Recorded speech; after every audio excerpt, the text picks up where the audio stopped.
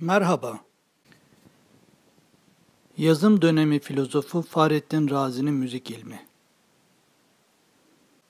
Hiç boşuna aramayın. Ansiklopedilerde bu bilgileri bulamazsınız. Ne uzun yıllar çalıştığım İslam ansiklopedisinde ne de müzik tarihindeki akademik gelişmeyi yeterince aktaramayan İslam Düşünce Atlası'nda. Her ikisi de online ve büyük emek ürünü. Değerli ansiklopediler ama müzik tarihi yazım döneminin önemli müzik filozoflarından biri olan Fahrettin Razi, 1149'da Rey'de doğmuş, 1210'da Herat yakınlarında Konya Urgenç'te ölmüştür. Gazneliler, Guriler, Selçuklular döneminde yetişmiş bir bilgindir. İslam hukuku, kelam, Eş'ari ekolü filozofu olarak bilinir. 16 yaşından itibaren bilgi eğitimi alma uğruna gezdiği birçok yer arasında müzik tarihinin önemli şehirlerinden olan Meraga ve Herat şehirleri de vardır. Sufi İbn Arabi'nin hiç tanışmadığı halde özel olarak mektup gönderdiği ender kişilerden biridir. Razi eserlerinde bilgi, ahiret, din gibi insanlığı birinci derecede ilgilendiren problemleri aydınlatmaya çalışmıştır. Müzik tarihindeki yerini belirlemek için neler söylenebilir? Fahrettin Razi öldüğünde sistemciler ekolünün kurucusu Safiyüddin Urmevi daha doğmamıştı. Onun doğum tarihi 1216'dır. Razi'nin ardından gelen müzikle ilgilenen bilim insanlarından biri olan Nasreddin Tusi, 1201'de doğduğu için o sırada 9 yaşındaydı. Tusi de İbn Sina'nın ekolünün takipçisi olmakla aynı zamanda Razi'nin takipçisiydi. Ama bazı yerlerde yazdığı gibi öğrencisi değildi. Gelelim Razi'nin müzikten bahseden eserine. Razi, müzik biliminden bahsettiği bilimlerin sınıflandırılması konusunda 2 eser yazmıştır.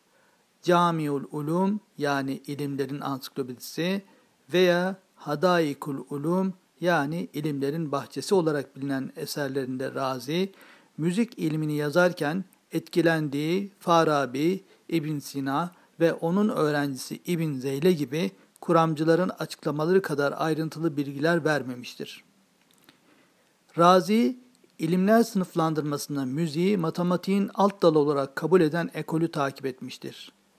Bu sınıflandırma Aristo geleneğiydi.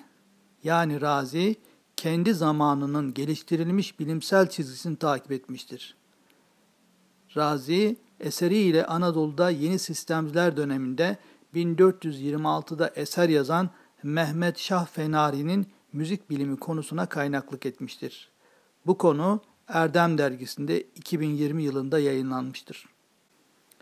Fahrettin Razi'nin 1200 yıllarında Herat'ta yazdığı eserindeki müzik ilmi kısmının çevirisi Türk araştırmacılar tarafından yapılmıştır.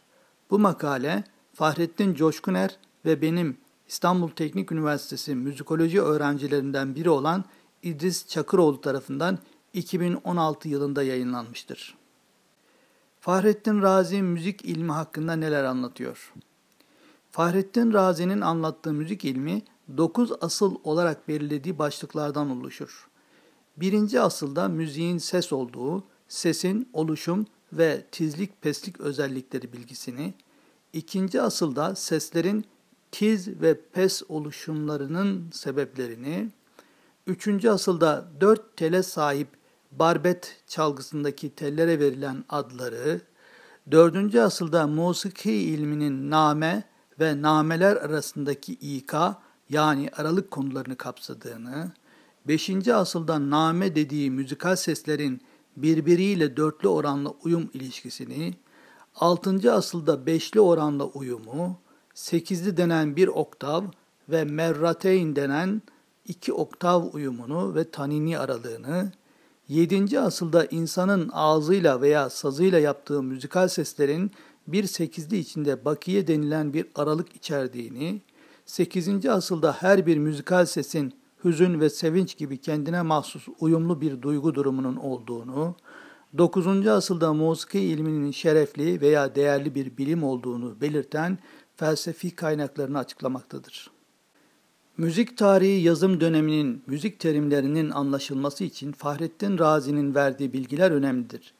Bunların dışında yazdıkları içinde barbet denilen dört telli çalgıdan söz edilmesi, zamanında bu sazın referans saz olarak kabul edildiğini, İK'nın nameler arasındaki aralığa dendiğini, müzik icrasında pes seslerden tiz seslere doğru olması halinde mutluluk ve sevinç duygusunun, tizden pes seslere doğru olması halinde hüzün ve matem duygusunun oluşacağı prensibini, müzik ilminin değerli bir bilim alanı olduğunu, çünkü bu ilmin insan düşüncesinin üstatlarından kabul edilen filozof Pisagor'un gördüğü ilahi bir rüya ile başladığını, bu bilim sayesinde insanları tevhide ve ahiret hayatına davet ettiğini, Pisagor'un Hazreti Süleyman'ın öğrencisi olduğunu, Pisagor'un yaptığı tel tınlak sazı daha sonraki filozofların geliştirdiğini, Aristo'nun da bu kervana katılarak hava tınlak organon adı verilen sazı icat ettiğini söylemektedir. Son olarak Fahrettin Razi'nin sanat felsefesi nedir? Dikkatinizi çekti mi? Fahrettin Razi'nin sanat felsefesini bu yazdıklarından çıkarabiliyoruz. Ona göre sanatın başat amacı Allah'ın birliğine ve ahiret hayatına göre yaşamaya davet olmalıdır. Bu fikrini Pisagor'un ağzından yazdığı fikirden anlayabiliyoruz. Yeni bir videoda buluşmak üzere, hoşça kalın.